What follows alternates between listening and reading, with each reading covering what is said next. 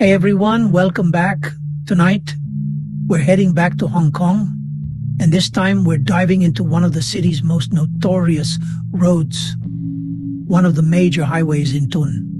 Now, if you've lived in Hong Kong or spent some time there, chances are you've at least heard of it. It's not officially the deadliest road in the city, but it's definitely earned a reputation over the years. There's been a string of major accidents, not just little fender benders, but serious, often fatal crashes. And along with that, a whole bunch of creepy stories and strange sightings have been reported over the years related to this major highway. So, here's the thing about the Tuen Mun Highway. It's not just the number of accidents that freak people out. It's the stories that come with them. Over the years, a lot of taxi drivers have reported something seriously unsettling. They'll be cruising down the road late at night, and suddenly they swear they've hit someone. They slam the brakes, jump out of the car, heart pounding. But there's no one there. Nothing, not a scratch, not even a sign of anyone on the road. Then there are the sightings. People say they've seen someone hanging on the overpass as they're driving beneath it, just dangling there. But by the time they pass and do a double take, it's gone. Nothing's there. Creepy, right? So these are just a few examples of the stories from this highway. There are so many like it, but of course we won't have time to cover all of them in one episode. So tonight, I'm just going to share one story with you from this highway. So turn on the lights, get comfy, and let's dive into one of the eeriest local legends tied to this particular highway. Now, I first heard of this story from a caller who phoned into a paranormal radio show back when I was there. Every country seems to have one of these late-night radio stations with eerie music in the background and just people calling in to share their supernatural experiences. I always love tuning into these and just hearing the local legends and experiences. But this particular story, this one really stuck with me. It really gave me goosebumps. So I hope you guys will like it too. This particular incident happened years ago, early 2000s. There was a man, let's call him Kwan. He was getting off work late one night. It was around 11 p.m. He was tired, just looking to get home, and he was going to take the bus that eventually goes onto this highway in Tuen. Now, just to give some quick context, for those of you who aren't familiar with the public transport in Hong Kong, there are two types of buses. There's the minibus, and then there's the full-size bus, which are double-deckers when I say bus. In the story, I'm talking about those big double-decker ones. And one more quick thing. Unlike the double-deckers that you see here in the States or in the UK, both levels of the ones in Hong Kong, they're fully enclosed. So the upper deck, it's not open air or anything like that. It's just like the lower deck sealed up with rows of seats and big windows and lighting and air conditioning. Alright, so with that in mind, let's get back into what happened to Kwan. That night, he waited at the bus stop like usual, and when the bus finally rolled up, he hopped on and headed straight upstairs like he always did. Kwan preferred sitting on the top level. The views were better. It was quieter. And he had one favorite seat right behind the staircase. It's pretty much this little corner where you don't have to look at anyone's head in front of you, and there's just a nice bit of privacy. It's the perfect spot if you want to just zone out after a long day. Now let me paint a picture for those of you who've never been on one of these buses back in the early 2000s. The lighting was always pretty bad. It had this cold, flickery, fluorescent glow that made everything look a little off. People's skin would take on this yellowish-green tint. Almost. It was almost sickly. It wasn't flattering at all. And late at night, it made the whole upper deck just feel very unsettling. Like you're sitting in a ghost story waiting to happen. And honestly, even now, in 2025, some of these Hong Kong buses still have the same lighting, I don't know if they just haven't upgraded the bulbs, or maybe it's an older model of bus that I got on. But you've ridden one late at night. You know what I'm talking about. It just sets this weird, eerie mood, especially when the rest of the city outside is pitch black. But of course, for Kwan, this was just a normal night, a normal ride home. At least, that's what he thought now. On this particular night, even though it was already late, maybe around 11 or 12 at night, there were still a ton of people catching the bus.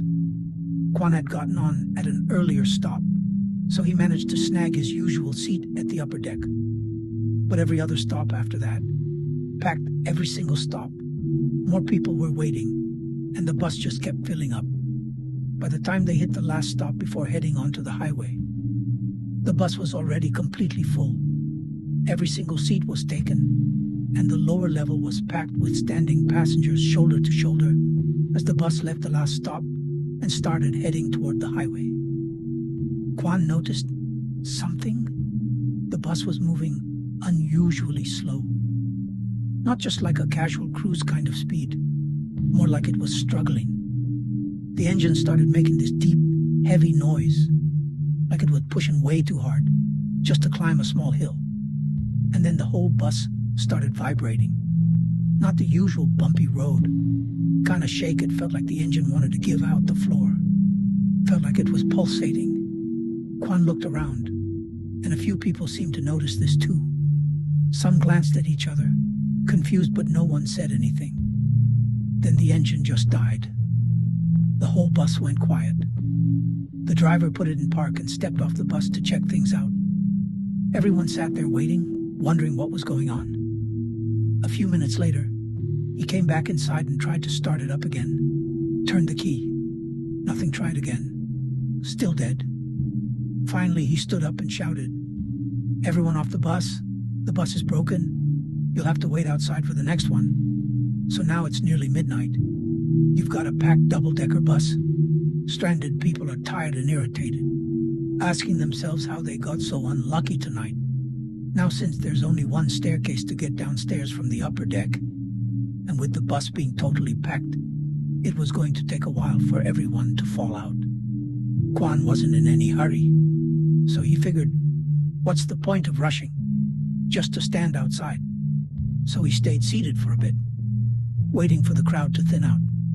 Made sense, right? May as well enjoy the seat while he still had it. He turned around to glance at the rest of the upper deck and noticed that about 10 other passengers were doing the same thing. Just sitting there like him. Calm, unbothered, just quietly waiting. Kwan thought, all right, smart crew. No need to push and shove. We're just all going to end up in the same spot anyway. Some of them were gazing out the window. Others just sitting back, like they had all the time in the world. Eventually, once the aisle cleared up a bit, Kwan stood up and started making his way downstairs as he looked back one more time.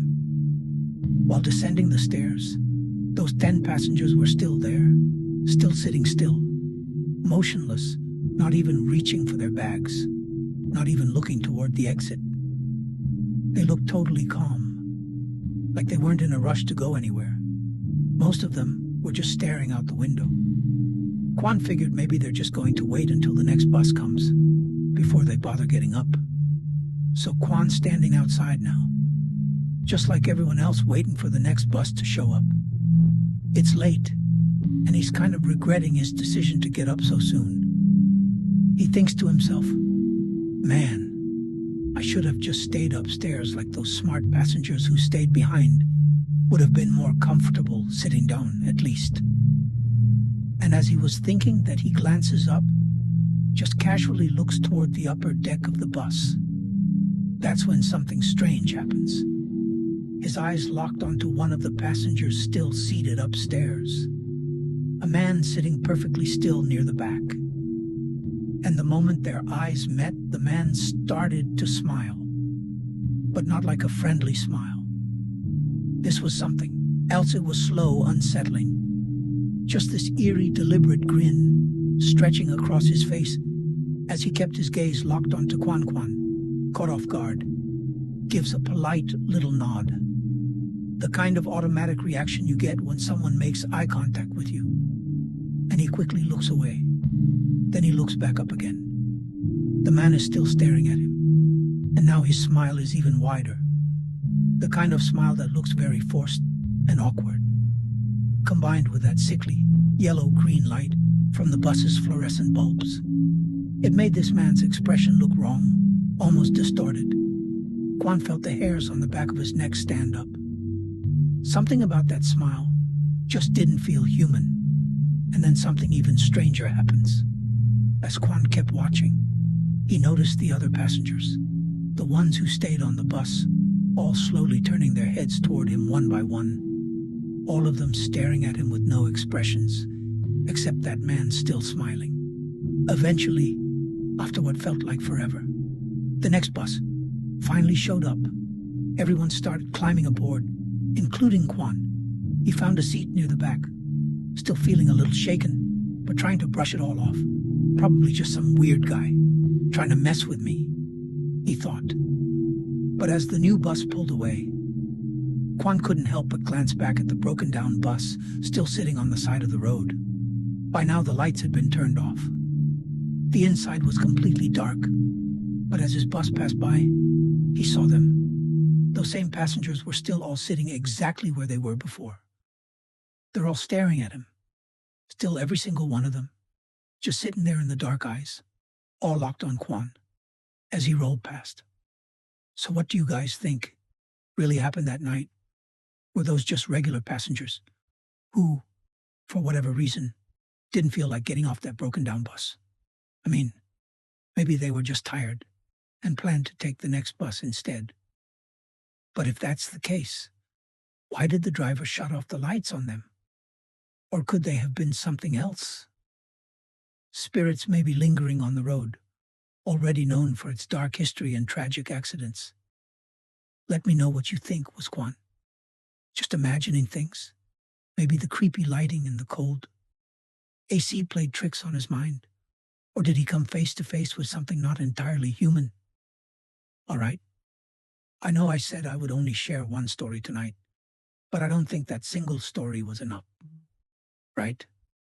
Okay, let me share one more with you. Then this story also takes place in the same area as the previous one. The story happened to a minibus driver in Hong Kong. Let's call him Mr. Lau.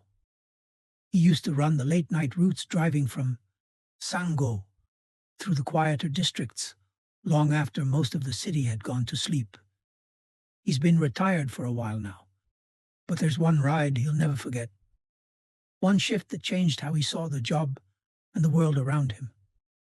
Most of his years behind the wheel were uneventful, just long nights, the occasional drunk passenger, maybe a stray dog crossing the road. But this night this was different. It happened about 15 years ago. Mr. Lau was doing his usual late-night run from Tuen up to Suni. That stretch, especially after 9 p.m., is usually dead. No traffic, no noise, just the little rumble of the engine and the dashboard lights glowing in the dark. He rarely picked up more than a passenger or two. That late some nights, no one at all. But this night something felt off. It started like any other shift, a little after 10 p.m. He was cruising through Sango streets were quiet. The radio was crackling faintly with the static. Nothing unusual. Then he saw them up ahead, at a stop that was usually deserted. It was a large group of people just standing there under a flickering street lamp by the bus stop. He slowed down, puzzled by this hour. Most people were home already. There's nothing much in this area to begin with. But the group didn't move, didn't talk. They just stood there, perfectly still, faces shadowed in the orange glow. Already something felt wrong. But what could he do? Maybe they missed the last bus. Maybe they were coming home late from work or dinner. So he pulled over and opened the door. The passengers got on one by one. They dropped the coins into the fare box without saying a word. No eye contact, no smiles, just blank stares and quiet footsteps as they headed toward the back of the bus. It was odd, but not alarming. Not yet. The rest of the drive was pretty uneventful. No more passengers, no strange detours when they reached the end of the line. The passengers all just got off in silence. No goodbyes, no thank yous. Just another quiet night or so. He thought back at the depot. Mr. Lau turned in his fare box, like usual, dropped it off, and then he went home.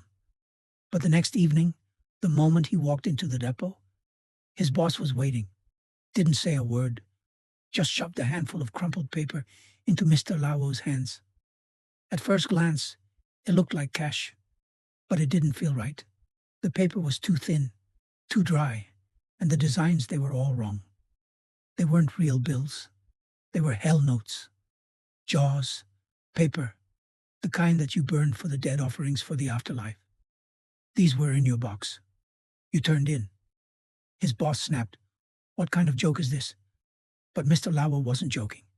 He remembered those passengers paying with real money. He heard the coins drop, saw the bills go in, he swore it. But of course his boss didn't believe him. He thought he was pulling some kind of scam, swapping out the money and pocketing the real bills. Mr. Lau was furious. He'd driven for years. Never had anyone question his honesty. So the boss said fine. He'd take the route himself that night.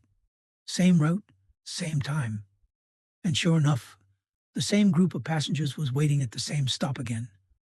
They boarded, paid in real Hong Kong dollars, and sat down quietly. The boss watched every step, but when he returned and opened the box again, held notes again. He didn't say anything at first, just stared at the notes in his hands. The next morning he went straight to Wangdane Temple. Came back with the talisman, bright yellow covered in red ink symbols. Mr. Lau didn't question it. He just hung it on the rearview mirror that day, just in case. He didn't care how it looked after what happened. He wasn't taking a chance that night. Mr. Lau took the wheel again, talisman swinging gently from the mirror as he neared that same stop. He braced himself, but this time it wasn't a crowd, just a young couple. Nothing strange about them. The man wore a black leather jacket. The woman had a handbag slung over his shoulder. They looked like a normal couple heading home. They stepped on, paid in cash, and sat down right behind Mr. Lau. At first nothing felt off, but soon the air inside the bus started to change. He couldn't explain it, just heavier somehow, like something unseen had joined them. Mr. Lau glanced in the mirror, and that's when his blood ran cold. The woman's face, half of it was gone, torn away, exposing bone and the hollow socket where her eye should have been. And the man, his body was mangled. Chest caved in, arm was twisted in an unnatural angle. But when Mr. Lau turned to look at them directly, they were fine, perfectly normal. The woman was adjusting her bag, and the man was looking out the window. But in the mirror they were monsters. Mr. Lau's hands trembled on the wheel. Sweat pulled under his shirt. He tried to keep his cool, tried not to scream, not to break, not to show anything.